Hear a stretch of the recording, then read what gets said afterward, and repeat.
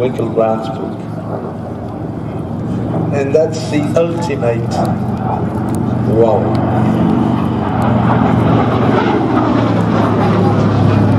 This is the top of the line, the ultimate pistol fighter in history. After that, I've said something like that, we've said something like that about the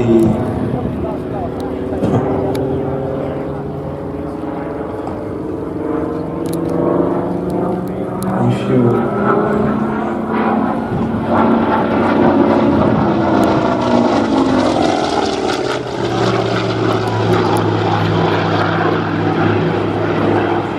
moments ago we had the Hawker biplanes, and this is the end of the line in terms of propeller-driven Hawker, the Sea Fury.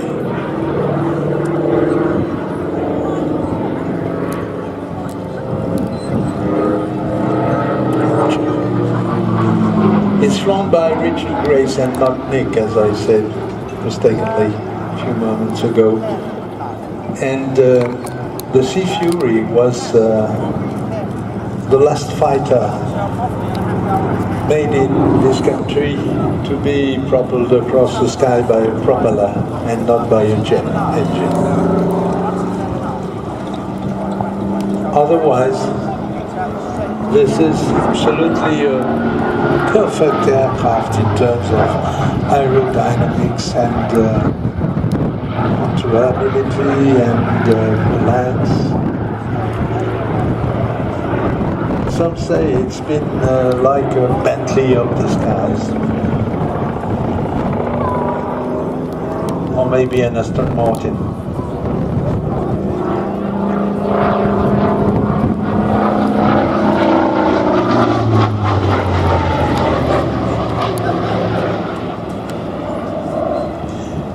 It's powered by an incredibly complex engine, the Centaurus, which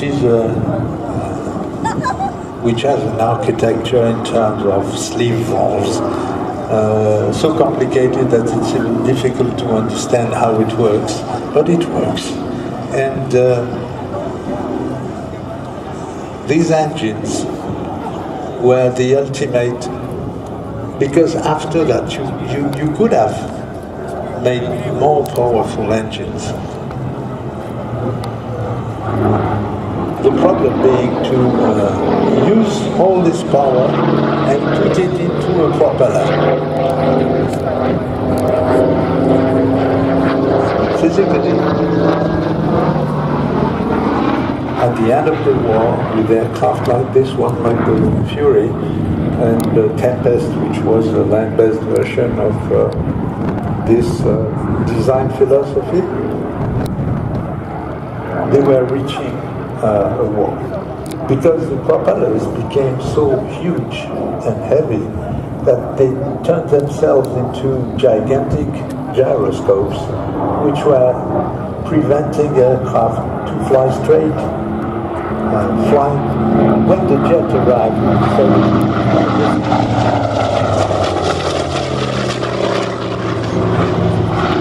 easy.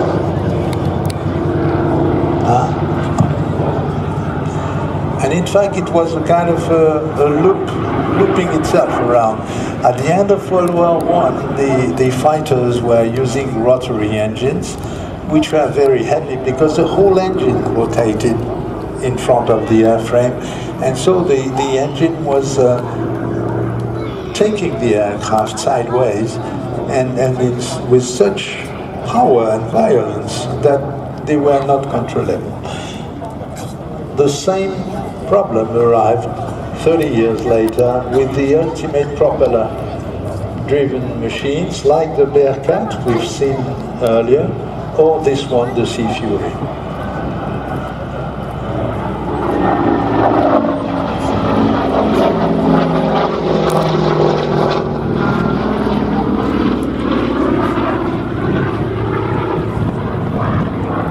But otherwise, these aircraft were absolutely perfect. The only problem being that when you look at Sea Fury flying, when you see the speed, the power of the thing and the mass presented by the aircraft. Now you have to try to imagine the same aircraft being landed on an aircraft carrier on a rough sea with, and at night if possible, why not, and flown by a young man, 22, 25 years old.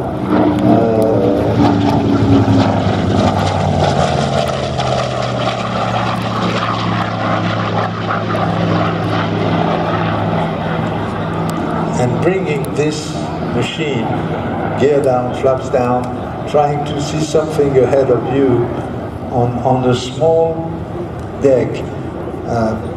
Remember that the aircraft carrier of the era were equipped with the landing area was something as big as 4 tennis courts.